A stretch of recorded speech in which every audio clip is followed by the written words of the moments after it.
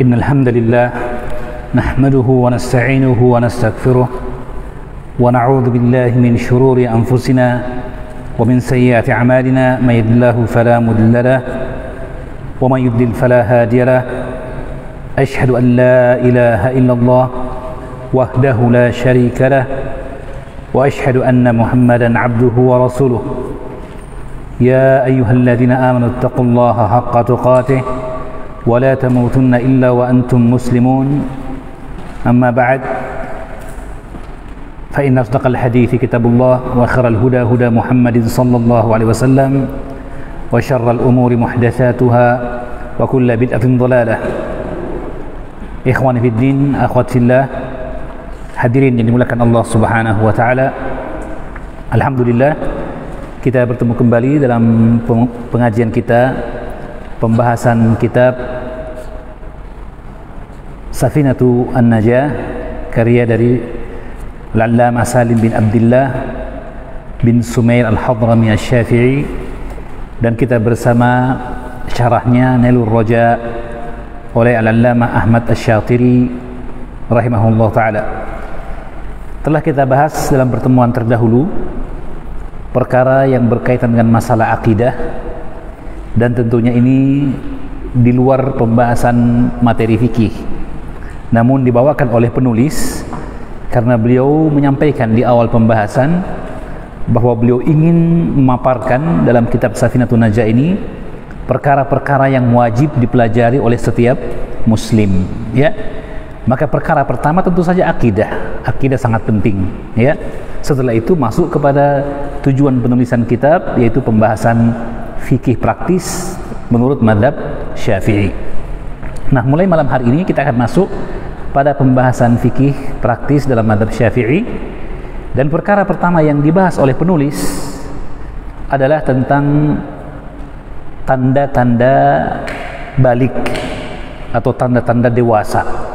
Tanda-tanda dewasa, ya, penjelasan tentang kapan seorang anak laki-laki atau perempuan dihukumi sebagai seorang laki-laki atau wanita dewasa. Tentunya dewasa ini maksud di sini adalah dewasa dalam arti dewasa menurut syariat, yang telah berlaku kepadanya kewajiban-kewajiban syariat itu sendiri. Bukan dewasa dalam arti psikologi misalnya, kematangan, kedewasaan, itu perkara yang lain, ya. Kita membahas masalah kedewasaan menurut syariat, ya. Kenapa dibahas masalah ini? Setelah masalah akidah, pembahasan fikih biasanya yang dibahas tentang masalah bersuci, kan, gitu ya. Atau sebelumnya bahkan masalah air, karena dia adalah alat yang dipakai untuk bersuci. Tapi mengapa penulis rahimahullah ta'ala menjelaskan tentang masalah tanda-tanda dewasa menurut syariat? Nah, ini berkaitan dengan bahwa beliau akan berbicara tentang fikih, dan fikih adalah pengetahuan akan hukum-hukum syara, hukum-hukum syariat taklifiyah yang merupakan beban bagi setiap jiwa muslim melalui dalil-dalilnya yang rinci. Nah, bicara tentang hukum taklif, hukum syariat taklifiyah, kita ketahui bahwa hukum taklif manatnya atau sebab pemberlakuannya adalah dewasa. Seorang yang belum dewasa belum berlaku padanya hukum-hukum syariat tadi. Maka karena sekali lagi masalah fikih berbicara tentang hukum-hukum syariat taklifiyah yang dibebankan kepada jiwa untuk ditunaikan, maka perkara pertama beliau melihat pentingnya membahas terlebih dahulu batasan dewasanya seseorang menurut syariat. Nah, penting ini. Kapan kita mendapatkan keadaan itu pada anak kita misalnya, atau pada diri kita ketika kita masih sebelumnya anak-anak, berarti telah berlaku pada kita beban-beban syariat itu. Nah, jadi ini perkara pertama sekali lagi dibawakan oleh penulis karena manatu al-ahkam asy-syar'iyyah taklifiyah bil bulugh, karena sebab adanya pemberlakuan hukum syariat itu pada dewasa tidaknya seorang anak. Jelas ya? Ya, kita akan lihat nanti perkara tersebut lebih dalam melalui dalil-dalilnya insyaallah taala. Faslun, pasal yang baru, tentu saja pasal yang baru, tentunya maksudnya pasal fi bayani ma'rifati bulughis sabi was sabiyah, pasal tentang penjelasan kedewasaan seorang anak kecil laki-laki maupun perempuan. Alamatul bulughi thalathun, tanda-tanda kedewasaan menurut syariat ada 3. Al-awwalu tamamu 15 sanatan fi dzakari wal untha. Thaniyan wal ihtilamu fi dzakari wal untha li 9 sinina. Yang pertama, sempurnanya usia 15 tahun bagi laki-laki dan wanita. Usia 15 tahun sempurna, dan yang dimaksud 15 tahun dengan hitungan bilangan bulan hijriyah. Ya, perhatikan baik-baik, hitungan bilangan bulan hijriyah yang tentunya lebih cepat dibanding bulan syamsiyah miladiyah, kan gitu ya? Ya, perlu diperhatikan sedikit ya. Mungkin anak kita dalam usianya baru 14 tahun, usia hitungan bulan syamsiyah, ya, April, Januari, Februari dan seterusnya sampai Desember, ya. Tapi kalau dalam hitungan hijriyahnya ternyata sudah 15 tahun, nah sudah balik seperti itu, ya. Itu yang pertama. Yang kedua, al-ihtilam, mimpi. Ihtilam sebenarnya mimpi secara umum. Apa yang dilihat ketika mimpi namanya al-hulm, mimpi. Tapi yang dimaksud di sini adalah mimpi yang dimana seorang ketika bermimpi mengeluarkan mani. Ya, jadi kita sebutkan biasanya mimpi basah. Mimpi basah bagi laki-laki dan wanita pada usia 9 tahun. Artinya minimal usia 9 tahun. Tentunya sama juga tadi ketentuannya, tahun itu diukur dengan bilangan bulan hijriyah bukan syamsiyah, qamariyah bukan miladiyah, begitu. Kemudian yang ketiga, wal haidhu fil untha li 9 sinin. Tanda ketiga tanda dewasa adalah haidnya bagi seorang wanita, anak perempuan yang sudah mengalami haid dengan ketentuan minimal usia 9 tahun, minimal usia 9 tahun. Ini 3 tanda-tanda kedewasaan menurut syariat. Ya, kita coba lihat penjelasan penulis Nailur Raja tentang masalah ini. Ada 3 ya. Ya. Sebelumnya dijelaskan oleh Syekh Ahmad Asy-Syatiri rahimahullah taala tentang makna alamat. Alamat artinya tanda, kalau kita mengatakan tanda, alamat ya. Yang dimaksud dengan alamat kalau dalam definisi para fuqaha adalah ma yalzamu min wujudihi al-wujud wa la yalzamu min adamihi al-adam.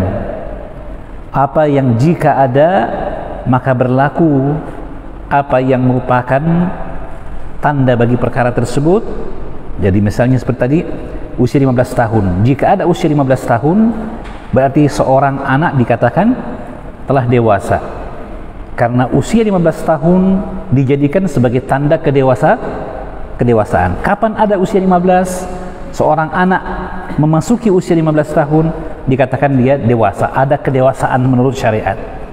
Wala yalzamu min adamihi al-adam. Adapun jika dia tidak ada, seorang anak belum usia 15 tahun misalnya, ya, apakah berarti dia belum dewasa? Belum tentu, ya. Mungkin belum usia 15 tahun, tapi dia mengalami haid, ya, dalam usia di atas 9 tahun. Kalau di bawah 9 tahun berarti dianggap keanehan, ada penyakit dan sebagainya. Kalau dalam ilmu kedokteran namanya kedewasaan yang cepat, ya. Kedewasaan yang cepat biasanya ada pengaruh hormonal atau gangguan pada sel-sel darah dan sebagainya. Maka yang seperti itu harus diperiksakan ke dokter. Tapi kalau batasan 9 tahun ke atas sampai sebelum 15 tahun, seorang wanita mengalami haid, berarti dia dikatakan dewasa. Jadi tadi syarat yang pertama misalnya 15 tahun. 15 tahun jika terpenuhi seorang anak usia 15 tahun, maka dia dikatakan dewasa. Itulah alamat. Kapan terpenuhi terjadi apa yang merupakan tanda tersebut. Kapan tidak ada, belum tentu tidak dewasa. Belum tentu tidak dewasa, karena mesti dilihat perkara-perkara yang lainnya, ya. Demikian dikatakan di sini, ya. Kal ihtilam fa innahu alamatun lil bulugh yalzamu min wujudihi wujudul bulugh. Contohnya mimpi basah. Mimpi basah merupakan tanda kedewasaan. Maka dengan adanya mimpi basah, lazimnya seorang dikatakan dewasa. Wala yalzamu min adamihi adamul bulugh. Namun kalau tidak mimpi basah, bukan berarti orang tersebut belum dewasa. Kalau seorang tidak mimpi basah, belum tentu. Kenapa? Idh qad yahsulu bi ghairihi. Mungkin ada tanda lain yang terpenuhi hingga dia dikatakan dewasa karena sebab tersebut. Jadi itu alamat. Itu bedanya alamat. Alamat bahwa dia secara bersendiri, ya, menjadikan suatu perkara itu sah adanya. Jelas ya? Bedanya dengan syarat, bahwa syarat harus terpenuhi seluruhnya baru dikatakan suatu ibadah itu sah atau tidak, ya. Terpenuhi seluruhnya baru dikatakan sah, ya. Rukun juga begitu. Kapan ada rukun, misalnya, ya, ada 5 rukun sholat misalnya, ya, syarat sahnya sholat 5 misalnya, hanya terpenuhi 3 saja, tidak sah. Harus terpenuhi seluruhnya. Beda dengan alamat, ya, alamat atau sebab, bahwa kapan terpenuhi 1 saja sudah cukup untuk mengatakan atau seorang anak disifatkan sifat dewasa, ya. Itu maksudnya di sini, ya. Dan al-bulugh yang dimaksud di sini adalah sampainya seorang anak pada dewasa usia taklif. At-taklif adalah, ya, ilzamu ma fihi kulfah atau ma fihi masyaqqah. Kewajiban yang ada padanya suatu bentuk beban, itu namanya taklif, ya. Kalau begitu sebenarnya salat, zakat, ya, dan rukun Islam yang lainnya dari puasa dan haji, ini beban atau tidak? Beban, ya. Bagaimanapun ada padanya beban. Kenapa? Karena ketika diwajibkan, seorang hamba wajib menunaikannya. Jika tidak, dia akan berdosa. Berarti beban dari sisi ini. Lalu bagaimana Ustadz dengan ayat di mana kita berdoa kepada Allah di akhir surah Al-Baqarah, Rabbana la tu'akhidna Rabbana wa la tuhammilna ma la taqata lana bihi. Wahai Rabb kami, janganlah engkau berikan beban kepada kami apa yang di luar kemampuan kami. Dan kaidah syariat yang mengatakan al-qudratu manatut taklif, raf'ul masyaqqah. Maksudnya adanya kaidah yang mengatakan bahwa rafu al-masyaqqah, diangkatnya beban kesulitan dari seorang hamba. Bahwa hukum syariat itu pada dasarnya, ya, ketika seorang tidak mampu dan terbebani, maka pasti akan datang keringanan. Jawabannya bahwa maksudnya masyaqqah, kesulitan atau beban yang memberatkan dan sulit untuk dipikul. Apalagi yang tidak mampu dan mustahil dipikul, tidak mungkin. Syariat bersih dari perkara tadi. Rasulullah bersabda, yassiru wa la tu'assiru, mudahkan dan jangan memperberat, ya. Allah berfirman, wa ma ja'ala 'alaikum fid dini min haraj. Allah tidak menjadikan pada agama ini satu kesulitan dan kesempitan, tidak ada. Jadi maksudnya dalam syariat tidak ada beban yang di luar kemampuan untuk dipikul ataupun perkara yang berat untuk ditanggung, tidak ada. Semuanya sebatas kemampuan manusia. Bahkan seperti kata para ulama, seluruh beban syariat itu mampu dikerjakan oleh seorang hamba, bahkan mampu untuk lebih dari itu. Makanya kita dilarang dari berlebih-lebihan dalam beragama. Berlebih-lebihan dalam agama dilarang. Gulu, iyyakum wal gulu. Hati-hati dari berlebih-lebihan, dilarang. Padahal gulu itu artinya apa? Berlebih-lebihan kan? Menunjukkan bahwa dari kewajiban syariat masih tersisa ruang dan kemampuan bagi seorang hamba untuk menambah, masih tersisa. Tapi Allah yang Maha Pemurah, ya, tidak ingin menyiksa hambanya, dan Allah menginginkan dari hambanya ketaatan. Maka disebutkan dalam ayat liyabluwakum ayyukum ahsanu amala. Maka kita diuji oleh Allah untuk melihat siapa yang paling baik amalannya, bukan aktsaru amala. Karena sekedar iktsar, memperbanyak, tapi tidak menjaga sah tidaknya amal itu, apalagi banyak dan memaksakan diri. Kata Nabi dalam hadis yang sahih, ya,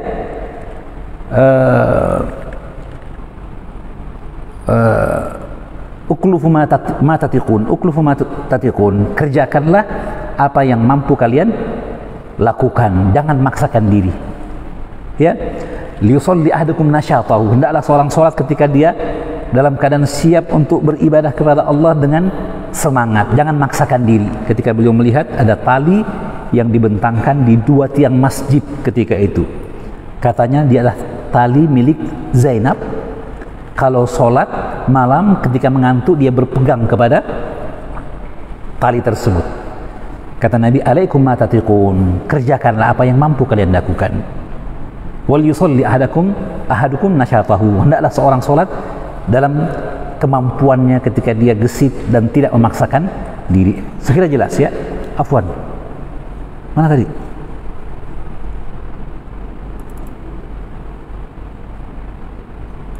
Oh, sudah ada ya.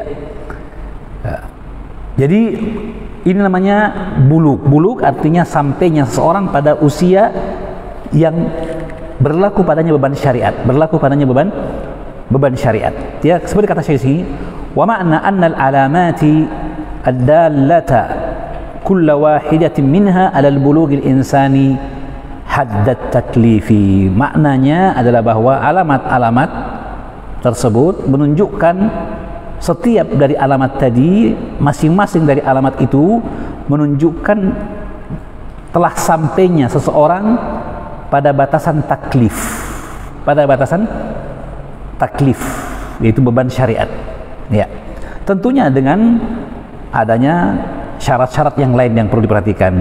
Ya, karena syarat mukallaf itu ada 3: muslim, akil, dan balik. Balik salah satu dari 3 syarat untuk adanya beban taklif tadi. Mukallaf namanya. Mukallaf artinya orang yang diberlakukan padanya beban syariat, yang berlaku padanya tuntutan syariat. Ada 3 syaratnya: muslim, orang berakal, dan yang ketiga balik. Nah, yang balik inilah rinciannya adalah 3 tanda yang dengannya diketahui tanda balik tersebut. Yang pertama, pembahasan detailnya adalah sempurnanya seorang anak berusia 15 tahun, ya. Dan kita ingatkan kembali bahwa yang dimaksud adalah 15 sanatan qamariyatan tahdidiyatan, ditetapkan dengan usia 15 tahun hitungan bulan qamariyah, bulan hijriyah, bulan islamiyah, ya, bulan Islam, ya. Itu di mana? Ya, ini berarti pentingnya selalu mengingat bulan-bulan hijriyah. Sayang sekali pada saat sekarang kita ini bulan-bulan hijriyah, hitungan bulan hijriyah itu terabaikan, ya. Maka perlu untuk kita perbaharui, ya, komunitas-komunitas, masjid ataupun pondok pesantren menghidupkan, ya, membuat kalender-kalender Islami. Ya, mungkin kelihatannya cari dana, tidak apa-apa cari dana, ya, untuk kepentingan kebaikan, tapi niatkan dengannya apa? Untuk kemudian menjadi populer, mempopulerkan kembali bilangan-bilangan hijriyah itu, atau bulan-bulan hijriyah. Ya, lihat di sini bahwa dia penentuannya adalah, pembatasannya adalah, penetapannya adalah dengan bulan hijriyah. Ya. 15 tahun. Ya, dalilnya kita dapatkan dalam hadis Abdullah bin Umar radhiyallahu taala anhuma, sahih riwayat Bukhari nomor 2664 dan Muslim nomor 1868. Berkata Abdullah bin Umar radhiyallahu taala anhuma, aradani Rasulullah sallallahu alaihi wasallam yauma Uhudin fil qitali wa ana ibnu arba asyarata sanatan falam yujizni. Aku dimunculkan, arada tadi siang kita dengar, arada seorang badui, dhahara.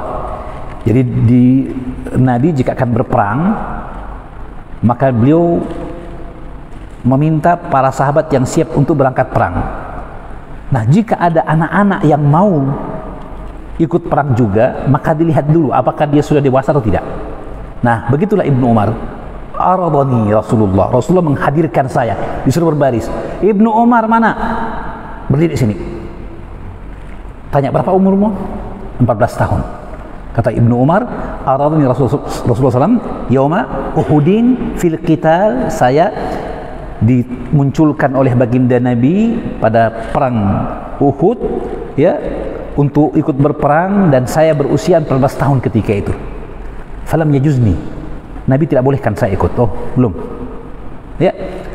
Wa aradani yaumal khandaq, ketika perang Khandaq saya dibariskan lagi oleh baginda Nabi sallallahu alaihi wasallam. Wa ana ibnu 15 sanatan, dan saya usia 15 tahun ketika itu. Fa ajazani, Nabi bolehkan dia. Maka dalil qati', dalil yang jelas menunjukkan usia 15 tahun batas usia yang dengannya seorang dikatakan dewasa. Jelas ya? Ini hadis riwayat Bukhari, Muslim dari sahabat Abdullah bin Umar. Hadis nomor Bukhari riwayat atau nomor hadis dalam Sahih Bukhari 2664. Bukhari 2664. Bisa kita tambah kha saja, huruf KH ya. 2664 dan Muslim 1868 ya. Yang berikutnya, tanda yang kedua al-ihtilam, mimpi basah. Wal ihtilamu ma'khudhu min al-hulmi. Ini ihtilam diambil dari kata al-hulmi, iftial dari al-hulmi, yang artinya wa huwa ma yarahu an-naimu fi naumih, apa yang dilihat seseorang ketika dia tidur, alias apa? Mimpi. Orang bilang bunga tidur, ya, itulah al-hulmu, ya. Tetapi yang dimaksud di sini tentunya mimpi tertentu, mimpi tertentu. Wal muradu huna amrun khas wa huwa al-imna. Imna artinya keluarnya mani, mimpi yang disertai dengan keluarnya mani, ya. Dan ini yang menjadi hujah dalam hal ini, bukan mimpinya, tapi apanya? Imna'nya, keluarnya mani. Karena saya disebutkan dalam hadis bahwa ditanyakan kepada baginda Nabi sallallahu alaihi wasallam anil rajuli, dalam hadis riwayat Abu Daud dan yang lainnya, anil mar'ati tara mara ar-rajul, tentang wanita yang dia bermimpi seperti apa yang dilihat oleh laki-laki, maksudnya mimpi basah. Alaihal ghusl, apakah dia wajib mandi? Maka Nabi sallallahu alaihi wasallam menjawab, idza ra'atil ma', jika dia melihat air, wajib alaihal ghusl, wajib mandi. Kapan dia lihat air? Artinya air apa? Air mani, mandi. Jika dia tidak melihat air, fala ghusl alaiha, tidak ada kewajiban mandi baginya, ya. Lebih tegasnya dalam riwayat yang lainnya disebutkan bahwa wanita yadhkuru ihtilaman, wanita dia mengingat dia mimpi basah, walam taral ma, tapi dia tidak lihat air. Apakah dia wajib mandi? Kata Nabi, idza ra'atil ma alaihal ghusl, hanya kalau melihat air dia mandi. Jadi bukan mimpi yang jadi masalah, ya. Nah, coba perlu dilihat juga yang dimaksud keluar adalah mani, ya. Karena kalaupun ada orang mimpi disiram air, mimpi kehujanan dan betul basah, tengok dulu, jangan-jangan mohon maaf ngompol, ya. Jangan-jangan ngompol nggak tahan, kebelet ya kencing di tempat tidur, ya itu kencing. Adapun mani tentunya diketahui dengan sifat-sifatnya, ya. Kata baginda Nabi, innamal ma'u minal ma'. Ya, kewajiban mandi disebabkan karena keluarnya mani. Jadi al-imna di sini yang jadi patokan. Al-imna. Kata Syekh, wal ma'na anna thaniyata min alamatil bulughi sabiyyu sabiyya. Pengertiannya bahwa tanda yang kedua dari tanda kedewasaan anak kecil, laki-laki ataupun wanita, khurujul mani ba'da ikmalihima 9 sinina qamariyatan taqribiyatan, bahwa keluarnya mani ya pada seorang anak setelah dia mencapai usia 9 tahun menurut bulan Hijriyah. Ingat, 9 tahun pas. 8 tahun 11 bulan berarti belum. Ba'da ikmalihima, ikmal. Jadi harus seperti itu, ya. Falau wasala ila qasbah. Nah, sekarang ada rinciannya. Ya, intinya mimpi nih. Mimpi atau keluarnya mani. Ya. Nah, kalau seorang anak merasakan, apakah dengan mimpi atau tidak, bahwa ada mani yang akan keluar, wasala ila qasbah, sudah sampai ke batangnya, mohon maaf, kemaluan, tetapi masih di dalam, terasa seperti ada yang mengalir, mau ada yang terlontar begitu maksudnya, ya. Summa ada, tapi kemudian masuk kembali, ibarat orang mau meludah, ditelan lagi gitu, ya. Ka'an yumsika dzakarahu 'inda ihsasi bihi, misalnya dia tahan, mohon maaf, kemaluannya ketika dia merasakan keluar gitu.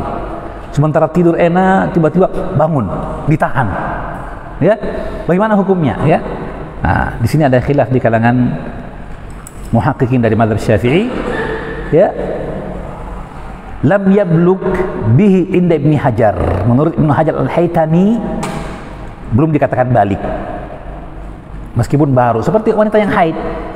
Wanita yang haid misalnya sementara sholat dia merasa ada yang keluar atau mau keluar dari haid, batalkah sholatnya ketika itu?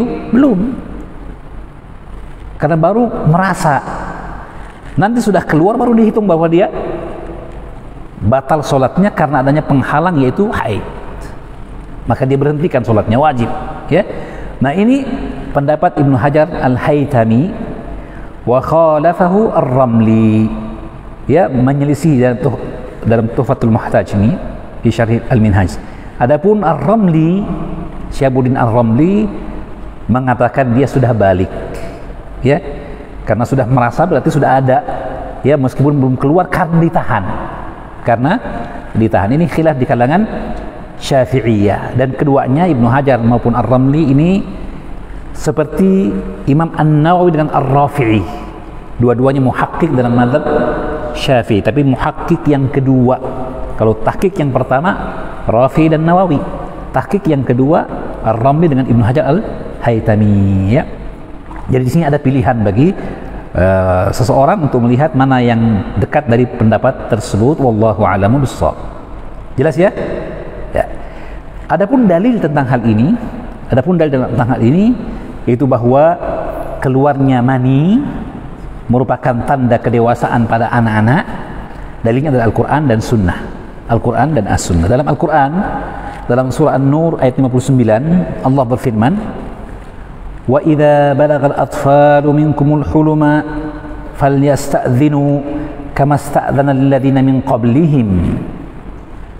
Surah An-Nur ayat 59, ayat yang berurutan tentang penjelasan kewajiban meminta izin, ya, karena penjagaan kepada aurat.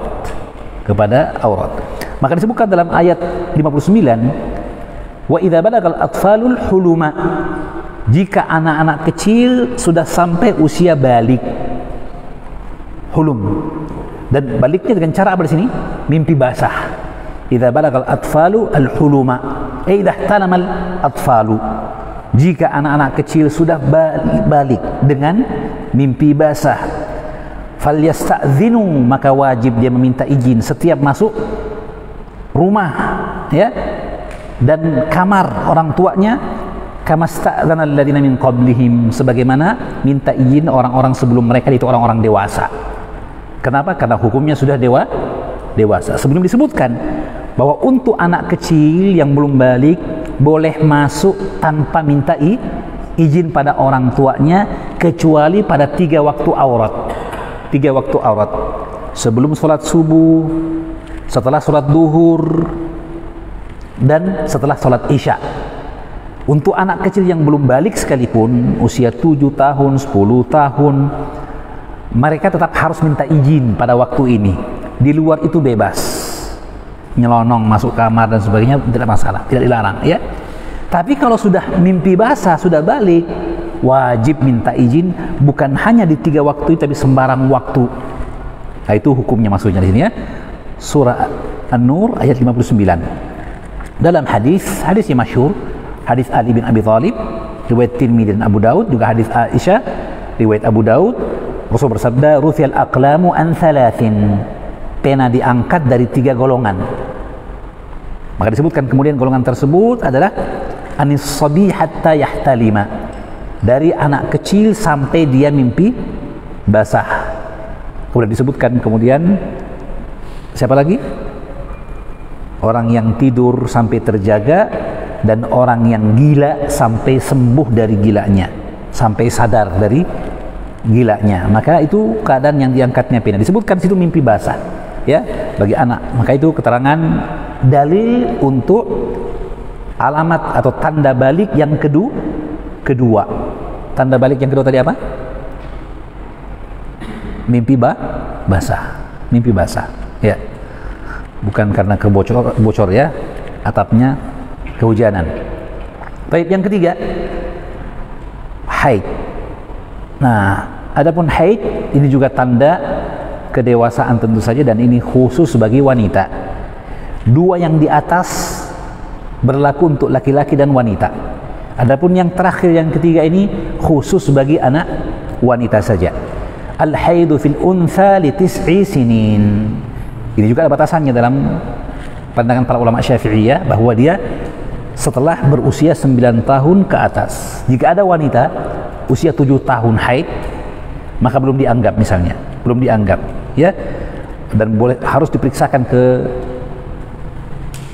ahli medis untuk dilihat jangan-jangan ada gangguan dan sebagainya. Jelas, ya? Ya. Tapi kalau 9 tahun itu keadaan yang sudah memungkinkan ia untuk mengalami haid. Ya, kita ingat baginda Nabi SAW menikah dengan Aisyah radhiyallahu taala anha pada usia berapa Aisyah? 7 tahun, masih di Mekah sebelum hijrah. Tetapi karena belum dewasa, maka Aisyah radhiyallahu taala anha masih tinggal bersama ayahnya Abu Bakar As-Siddiq. Setelah hijrah ke Madinah, usia Aisyah 9 tahun, maka diantarlah Nabi untuk menemui istrinya, namanya Albina, malam pertamanya dengan baginda Nabi sallallahu alaihi wasallam, usia 9 tahun. Ya, yang sudah berarti sudah ada tanda haid di situ, sudah bisa digauli oleh suaminya, baru digabungkan dengan suaminya. Baik. Ya, al-haid dalam bahasa artinya selan, apa yang mengalir dengan deras disebut haid, ya. Adapun menurut syariat adalah darah alamiah yang keluar dari pangkar rahim dalam bentuk normal, ya. Jadi dia darah yang sifatnya alamiah. Kata Nabi kepada Aisyah radhiyallahu ta'ala anha, hadis riwayat Bukhari Muslim, ketika Aisyah menangis ketika beliau mendampingi Nabi melaksanakan ibadah haji hajatul wada, tiba-tiba Aisyah menangis di tengah jalan, menangis. Maka Nabi bertanya, "Ma laki ya Aisyah? Ada apa padamu Aisyah? Anufisti, kamu haid?" Ya. Maka Aisyah mengatakan, "Ya, saya sedang haid ya Rasulullah. Berarti saya terhalangi dari melaksanakan atau menyempurnakan manasik haji dan umrah, terhalangi karena ada penghalangnya." Maka Rasulullah menghibur dan mengatakan, "Inna hadza syai'un katabahu Allahu ala banati Adam." Itu perkara yang telah Allah takdirkan bagi anak perempuan cucu Adam. Berarti alamiah, normal, ya. Ya. Ada darah yang keluar tidak dalam bentuk normal, ya, bisa dalam bentuk karena penyakit, maka disebut dengan damu fasad, darah rusak. Bisa juga karena kegoncangan pada siklus, disebut istihadah, darah yang keluar terus menerus di luar kebiasaan, tidak terhenti kecuali 1 atau 2 hari saja, maka itu ada hukumnya tersendiri, ya. Adapun yang dimaksudnya adalah haid, ya.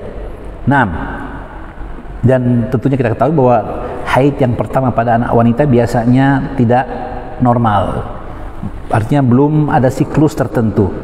Begitu mengalami haid, kadang setelah itu terhenti, 3 bulan berikutnya baru haid lagi, ya, maka itu tidak masalah. Tetaplah yang dikatakan sebagai tanda kedewasaan ketika pertama kali dia mengalami haid tadi, bukan setelah normal teratur, tidak. Jelas ya? Ya. Kata Syekh, wa ma'na anna thalitha min alamati bulughi as-sabiyyah an tahidha ba'da an tamdi 'alaiha 9 sinina qamariyatan takribiyatan. Bahwa tanda yang ketiga dari tanda kedewasaan pada anak wanita secara khusus adalah bahwa dia mengalami haid setelah melewati usia 9 tahun dengan hitungan bulan Hijriyah. Fala yadurru nuqsanu ma la yasa' haidan wa tuhran wa huma duna 16 yauma. Ya, jadi pokoknya adanya haid di situ. Kata Syekh, fala yadurru, maka tidaklah memberikan mudarat kurangnya keadaan haidnya tadi, misalnya haidnya cuma 1 hari saja, ya, kurang dari apa yang sah disebut sebagai haid atau tuhur.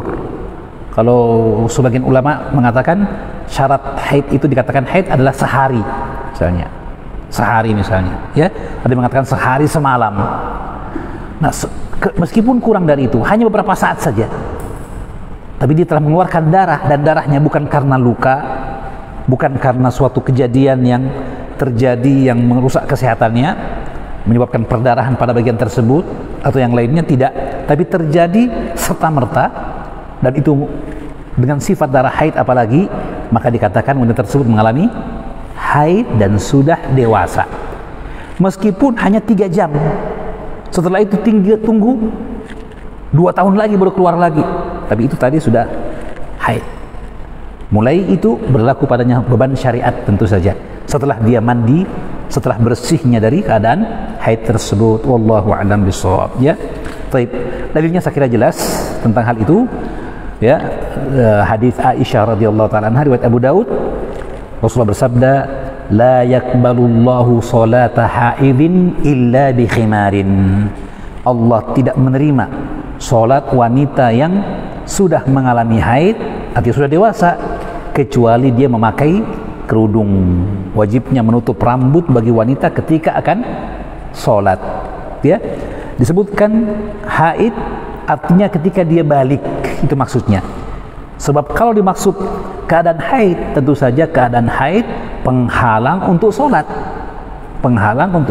Jadi maksudnya haid di sini adalah yang telah mengalami haid, yang berarti telah dewasa. Selama anak wanita telah dewasa, jika dia sholat wajib pakai kerudung, itu maksudnya, ya. Baik, selesai pembahasan tentang tanda-tanda kedewasaan.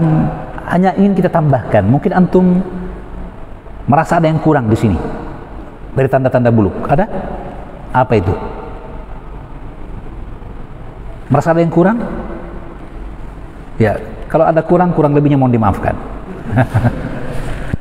Ada. Apa itu? Apalagi kalau kita belajar buku-buku fikih yang lainnya, mungkin khususnya dalam mazhab Hambali, ya, kita akan dapatkan ada yang kurang, yaitu apa? Tumbuhnya rambut kemaluan. Kok tidak ada, Ustaz? Saya dulu belajar Ahkamun Nisa, Jami' Ahkamun Nisa, belajar buku ini, buku itu. Disebutkan, Ustaz, ada 4 gitu. Ya, 3 berlaku untuk laki-laki dan wanita, yang 2 tadi, ya, usia 15 tahun, mimpi basah, dan ketiga tumbuhnya rambut kemaluan. Yang keempat khusus untuk wanita. Berarti 4, Ustaz. Ini kok cuma 3?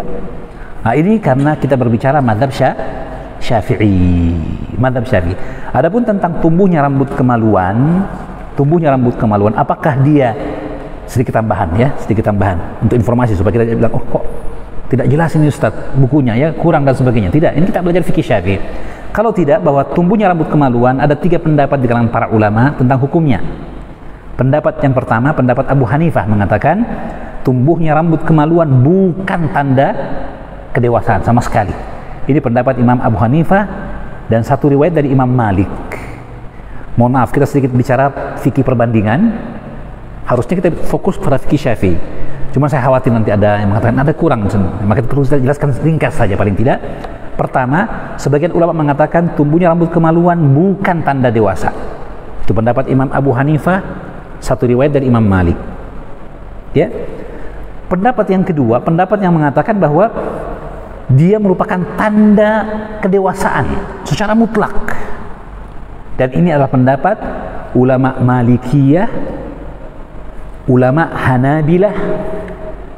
Makanya kalau kita belajar fatwa-fatwa Syekh Ibnu Utsaimin rahimahullah taala, kita akan dapatkan Syekh bin Baz dan yang lain mengatakan bahwa tumbuhnya rambut kemaluan itu tanda kedewasaan. Karena itu fikih Hambali seperti itu. Jadi pendapat dari ulama Malikiyah, Hanabilah, dan satu riwayat dari Abu Yusuf, muridnya Imam Abu Hanifah. Ya, hanya saja Malikiyah mengatakan tumbuhnya rambut kemaluan ini sebagai tanda kedewasaan kecuali dalam satu kasus. Dalam satu kasus saja. Ini di kalangan ulama Malikiyah ya. Adapun Hanabilah tetap berlaku. Apa kasus itu? Yaitu jika terjadi hukum had. Ya. Pemberlakuan hukum had. Ya. Ada anak mencuri atau anak berzina. Ya. Dilihat, sudah tumbuh rambut kemaluan, berarti dia sudah dewasa. Tapi ingat, ada khilaf dalam masalah ini. Maka kata Imam para ulama Malikiyah mengatakan tidak diberlakukan untuk masalah had. Karena Nabi bersabda, idra'ul hududa bisyubhat. Kalau ingin memberlakukan hukum untuk pelaku kriminal, tolak hukum itu jika ada kemungkinan-kemungkinan. Selama ada syubhat, lebih baik ditolak. Kita salah dengan membebaskan orang yang bersalah lebih aman daripada menghukum orang yang tidak bersalah gitu.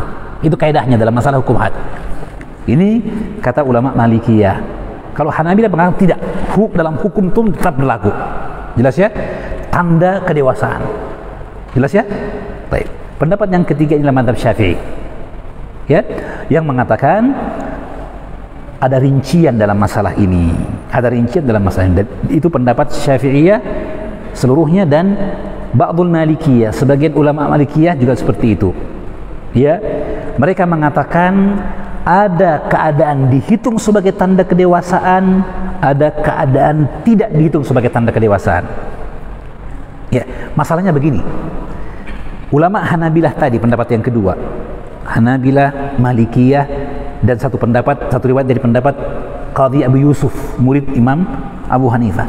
Mereka berdalil dengan sebuah dalil yang kuat sekali, sangat kuat. Hadisnya sahih riwayat Bukhari Muslim. Kisah ketika Sa'ad bin Mu'ad, sahabat Nabi, pembesar kaum Ansar, menetapkan hukuman bagi Bani Quraidah. Bani Quraidah ini yang bersekongkol dengan pasukan, barakallahu fikum, bersekongkol dengan pasukan, ya, pasukan Khandaq, pasukan apa? Ahzab, pasukan sekutu.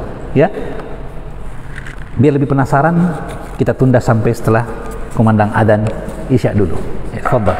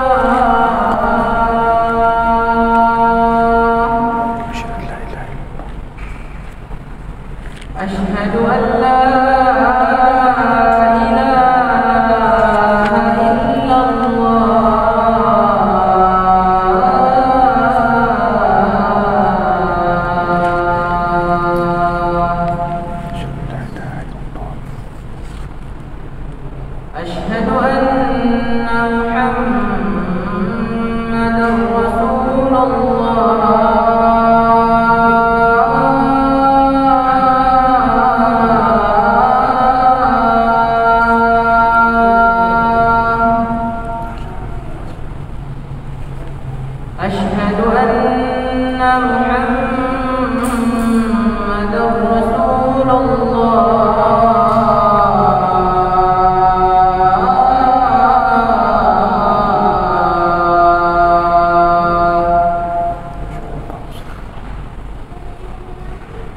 حي على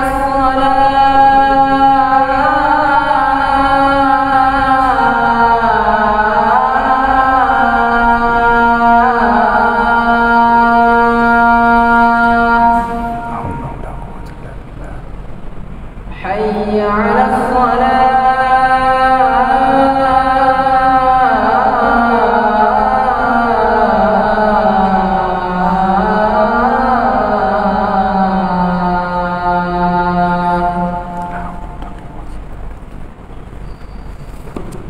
حي على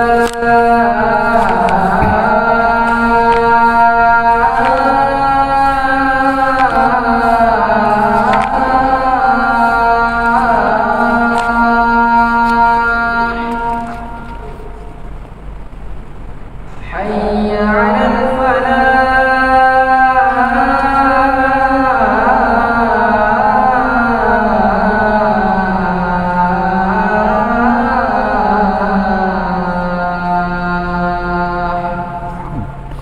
الله أكبر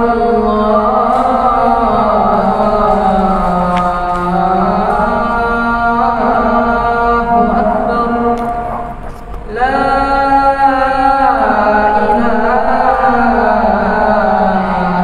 إلا الله.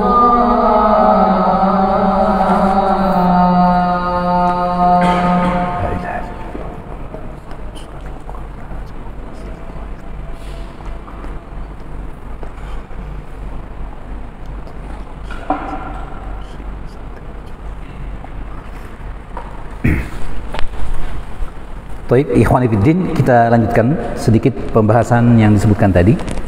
Jadi pendapat yang dalil tentang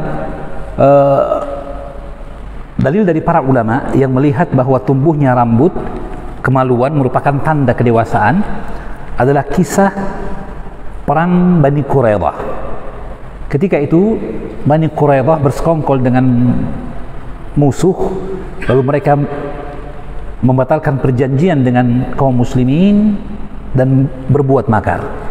Maka setelah terusirnya tentara Ahzab dari perang Khandaq, Rasulullah mengarahkan pasukan untuk menyerang Bani Quraidah.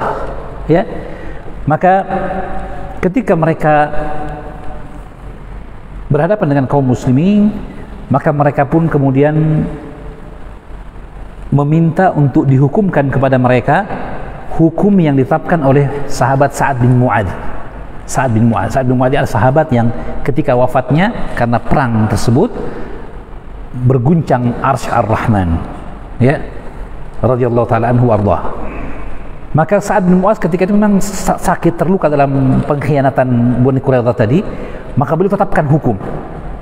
Kata beliau, hukum saya adalah dibunuh semua pasukan perang dari Bani Quraidah dan ditawan anak-anak dan kaum wanitanya.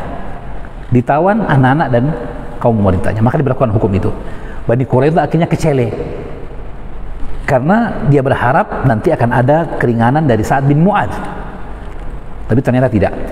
Maka Nabi memuji hukum dari Sa'ad bin Mu'adz bahwa dia telah berhukum dengan hukum Allah. Ya, kisahnya kemudian, maka ketika itu untuk memisahkan mana yang dibunuh, mana yang tidak dari anak-anak, anak laki-laki maksudnya, maka dilakukan dengan cara memeriksa rambut kemaluan mereka. Karena nggak mungkin ditanya, kamu sudah mimpi basah nggak? Tahu kalau sudah mimpi basah saya dibunuh? Tidak tahu, lupa juga, gitu ya. Kan gitu. Jadi akhirnya dia ada tanda yang bisa memungkinkan. Ya, sehingga dengan dasar itu Imam Syafi'i mengatakan, dengan itu kata para sebagian ulama, dia tanda. Paham ya dalilnya? Dalilnya itu. Tapi lihat, Imam Syafi'i dan sebagian ulama Malikiyah mengatakan itu bukan tanda sesungguhnya. Bukan tanda. Sehingga mereka mengatakan yang benar dirinci. Dalam mazhab Syafi'i itu bisa dipakai untuk tanda balik atau tidaknya khusus untuk orang kafir, sesuai dengan datangnya hadis dan riwayat tersebut. Orang kafir atau orang yang tidak jelas keislamannya, orang yang tidak jelas keislamannya, seperti jenazah dan sebagainya. Ini dewasa apa tidak? Lihat rambut kemaluannya, jelas ya? Ya. Adapun untuk orang muslim tidak diperhitungkan sama sekali. Jelas ya? Tidak diperhitungkan sama sekali. Dan alasan Imam Syafi'i bahwa karena begini juga, di samping itu bahwa anak-anak kaum muslimin itu mungkin untuk mereka berkreasi untuk bisa rambut kemaluannya lebih tumbuh cepat atau subur. Mohon maaf nih. Kenapa? Karena ingin segera mendapatkan tauliyah. Orang kalau sudah dewasa kan sudah disuruh pegang uang, boleh pegang uang, ya kan? Sudah boleh beraktivitas sebagai apa? Anak laki-laki gitu. Meskipun ABB, anak baru baka. Ya. Tapi, anak muslim ingin seperti itu, ingin sudah memegang tanggung jawab, maka mungkin ia melakukan hilah. Apa hilahnya? Dipercepat. Dia pakai penyubur rambut dan sebagainya. Sehingga kalau demikian, la i'tibaralah, tidak boleh diperhatikan itu sebagai tanda balik, kecuali jika ada penguat dari tanda yang 3 disebutkan tadi. Jelas ya? Itu pandangan dari ulama Syafi'i dalam masalah ini, ya. Sebagian ulama Malikiyah yang tadi yang juga merinci, kata mereka bisa menjadi tanda itu jika berkaitan dengan hak manusia. Ada pelanggaran dari seorang anak kecil yang berkaitan dengan hak orang lain. Jadi kebalikan dengan pendapat yang kedua tadi, meskipun sama-sama Malikiyah. Kalau pendapat Malikiyah yang kedua tadi mengatakan untuk hukum had tidak berlaku, tapi di sini sebagian ulama mengatakan justru berlaku karena adanya hak orang lain yang perlu untuk ditunaikan gitu. Adapun kalau kaitannya dengan hak Allah, dimaafkan sehingga tidak dihitung sebagai tanda kedewasaan. Itu rincian dalam masalah ini. Mana yang kuat? Ya, begitulah. Kita sudah paparkan di sini perkara itu, jadi supaya tidak heran. Kenapa Ustaz tidak ada yang keempat? Apa itu? Tumbuhnya rambut kemaluan. Imam Asy-Syafi'i melihat bahwa tumbuhnya rambut kemaluan bukan tanda. Paham ya? Hanya indikator yang mungkin mendekatkan, sehingga hanya diterima dengan persaksian alamat yang lain. Ya, wallahu a'lam bishawab. Saya kira jelas. Ya, itu pembahasan kita tentang masalah ini. Alhamdulillah. Ada pertanyaan dari jemaah? Ya, fadhol.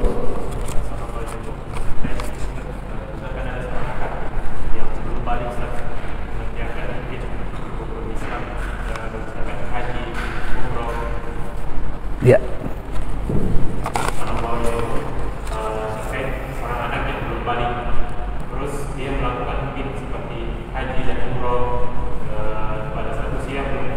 Ya. Apakah haji dan umrohnya itu syah? Terus yang kedua Ustaz, terkait yang haid Ustaz, itu kan misalkan seorang wanita yang normalnya mungkin 5-6 hari, tapi pada saat satu bulan dia itu melebihi sampai 10 hari. Ya. Bagaimana hitungannya seperti itu? Ya. Baik, barakallahu fikum. Pertanyaan yang bagus sekali. Pertama tentang anak yang belum balik kemudian dia melaksanakan haji atau umroh. Sahkah haji umrohnya? Sah jika dia melaksanakan terpenuhi syarat dan ketentuannya. Seperti seorang anak yang sholat dalam keadaan dia mumayyiz dan memenuhi syarat dan rukun sholat, sah ya. Tapi cukupkah itu untuk haji Islam? La, tidak cukup. Haji Islam hanya berlaku ketika dia telah balik. Berarti kalau dia dewasa nanti ada kemampuan untuk haji, dia wajib menunaikan ibadah haji Islam namanya. Haji pertama kali yang penunaian kewajiban Islamnya. Adapun Ustaz dia sudah bolak-balik haji sejak usia 7 tahun gitu. Ya, bapak mamanya dapat pahala memudahkan anaknya dalam kebaikan. Itu dihitung sebagai umrah dan haji sunnah baginya. Jelas ya? Karena belum wajib baginya untuk hal itu. Wallahu a'lam bishawab. Pertanyaan kedua tentang haid. Lebih dari 10 hari, dari ketentuan 7 hari dan sebagainya, apakah dihitung haid? Ya, Jawabannya iya, masih terhitung. Hanya sebagian ulama mengatakan adanya batas waktu haid terpanjang. Kalau memenuhi itu atau lebih dari itu maka sudah terhitung istihadah, darah rusak. Rinciannya nanti akan ada pembahasannya dalam bab tersendiri insyaallah taala. Ya. Ya. Jadi selama dia darah haid, dihitung dalam darah haid, dalam jangkauan masa haid, maka dikatakan dia darah haid. Tidak harus 7, boleh lebih dari 10. Banyak ulama berpendapat paling banyaknya 15 hari. Paling banyaknya 15 hari. Ya. Baik. Sebagian mengatakan tidak ada batasan untuk banyak dan sedikitnya. Wallahu a'lam. Ada yang lain? Ya, tafadhal. Ya.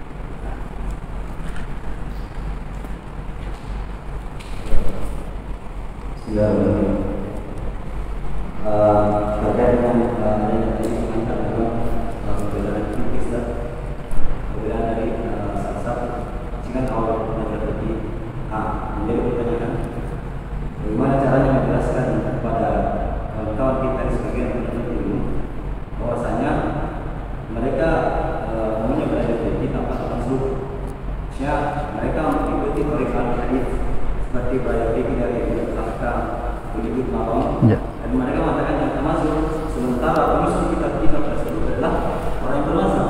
Ya. Kemudian yang kedua, bagaimana tadi kita mengetahui bahwa sebagian dari kawan-kawan mengatakan kita mengikuti ke depan sesuatu dan sementara para ulama kita jadikan sesuatu bermazhab aman. Ini bagaimana caranya dan progresnya berjalan? Ya, barakallahu. Ya, barakallahu fikum. Ya. Ini sebenarnya pembahasan yang butuh muhadharah ya tentang masalah tamadhub itu sendiri. Bolehkah tamadhub itu? Tidak bolehkah tamadhub? Ya. Yang benar bahwa tamadhub tidak ada seorang pun dari para ulama yang mengingkarinya tentang bolehnya. Adapun yang diingkari adalah ta'assub al-madhhabi, fanatik kepada madhab. Adapun tamadhub semua ulama mengatakan itulah yang terbaik karena mengantar kita kepada tertib urutan ilmiah dalam pemahaman fikih itu sendiri. Dan semua ulama yang dipakai sebagai panutan dalam masalah fikih al-hadis dan sebagainya, mereka pun belajar melalui mazhab tertentu, ya. Ya, Allahumma kecuali apa yang disebutkan dari sebagian ulama ahlul hadis misalnya, apakah Bukhari, Muslim itu Syafi'i atau Hambali dan seterusnya, ya. Ya, wallahu a'lam bishawab. Tentunya ittijah mazhabi itu semakin kuat itu pada kalangan mutaakhirin tentu saja, ya. Adapun dahulu mereka murid dari Imam Ahmad, para ulama tadi, ya, dan mengambil fikih kebanyakan juga dari fikih Imam Asy-Syafi'i, tetapi istilah tamadhub itu belum masyhur di kalangan mereka. Karena itu banyak pensyarah dari buku-buku hadis mensyarah hadis tersebut dan menjadikan penulis kitab hadis tadi mazhab yang dia inginkan. Karena yang mensyarah Sahih Bukhari ulama Hanafi, jadilah syarah kitab Sahih Bukhari itu ala madhab Hanafi misalnya, ya, gitu. Ya itu karena perkara tadi, ya. Jadi wallahu a'lam bishawab. Jadi dalam hal seperti ini kita harus lebih bersabar dan seperti tadi bahwa kita perlu untuk memberikan contoh bagaimana belajar yang baik.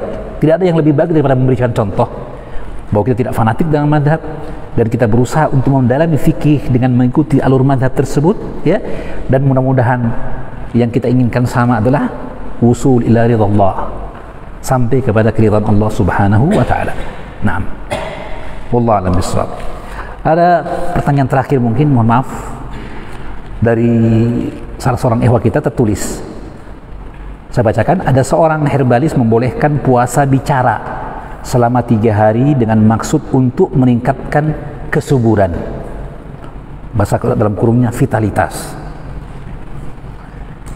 Herbalis tersebut berdalilkan kisah Nabi Zakaria dalam Al-Quran. Itu tanda-tanda Nabi Zakaria akan mempunyai anak, beliau tidak bisa bicara selama 3 hari. Pertanyaannya, apakah amalan tersebut dibolehkan secara agama? Jelas maksudnya? Ya, ya. Jadi ada kisah dalam Al-Quran Nabi Zakaria tidak berbicara selama 3 hari, ya. Maka dilihat oleh sebagian kalangan bahwa itu merupakan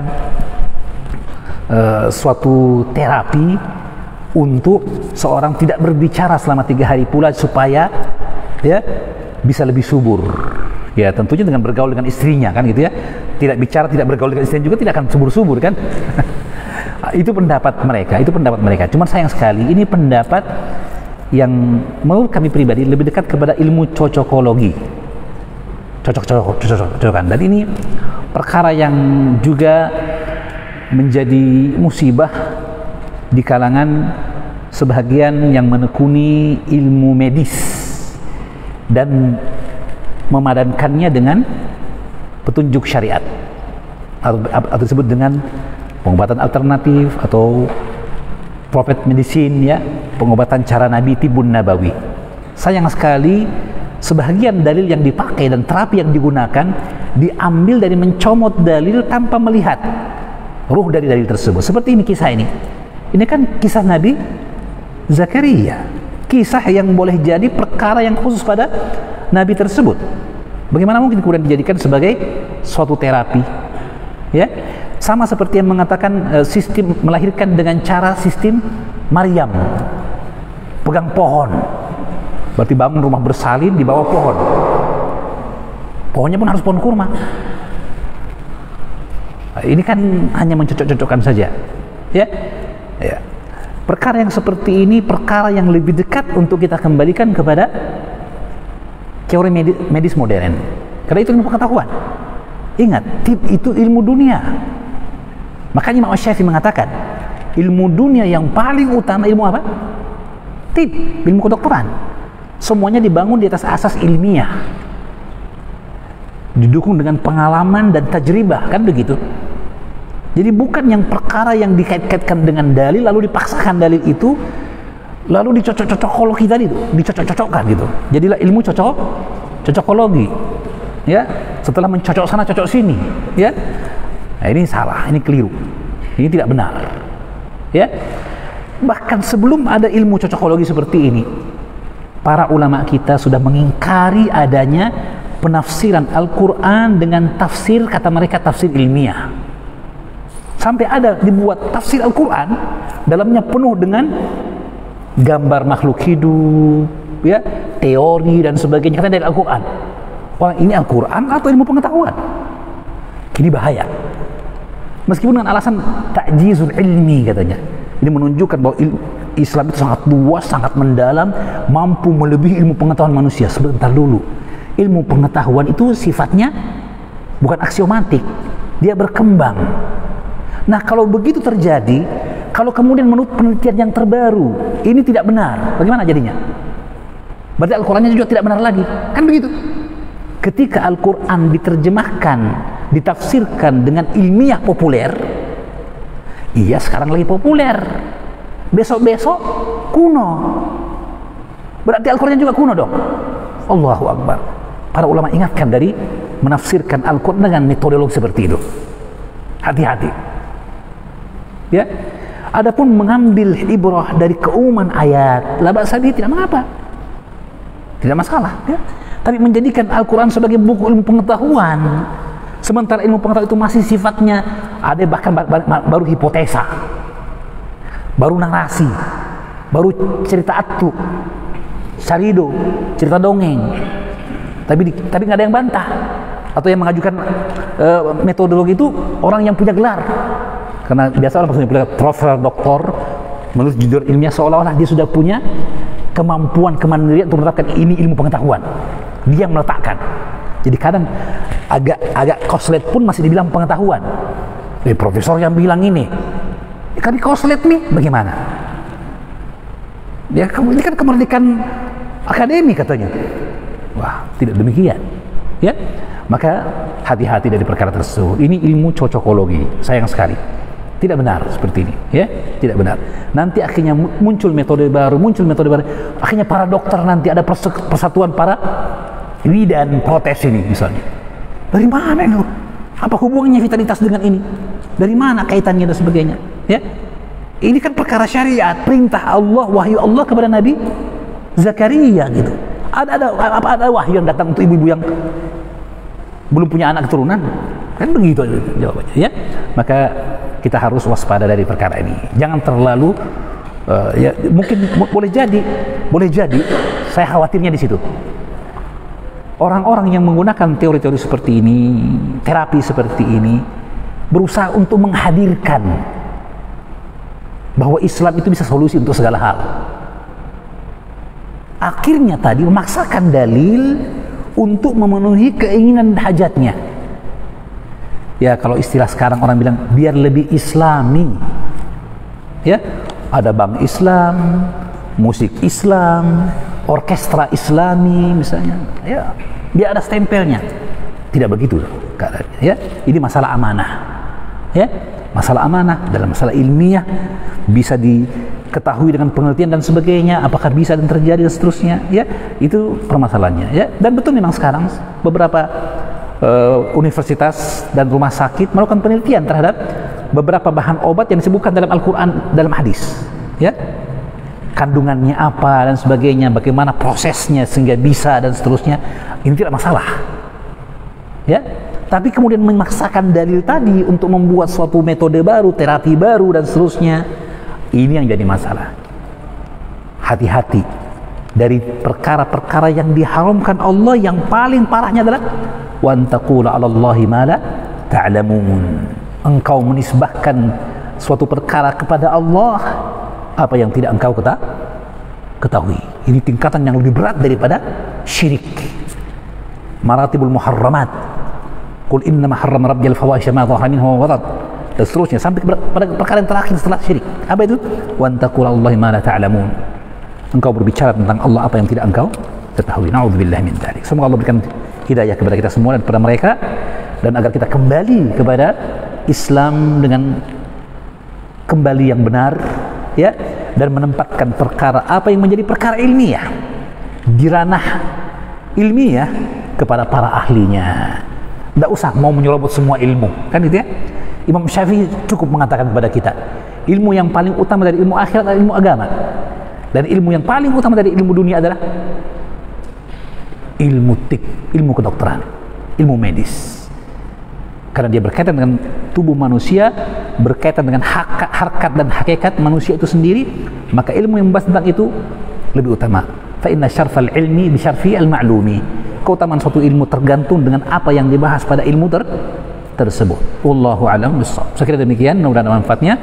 Yang benar dari Allah Subhanahu wa taala, yang salah dari kami dan dari syaitan. Allah dan Rasulullah berlepas diri. Subhanakallah bihamdik, asyhadu an la ilaha illa anta astaghfiruka wa atubu ilaik.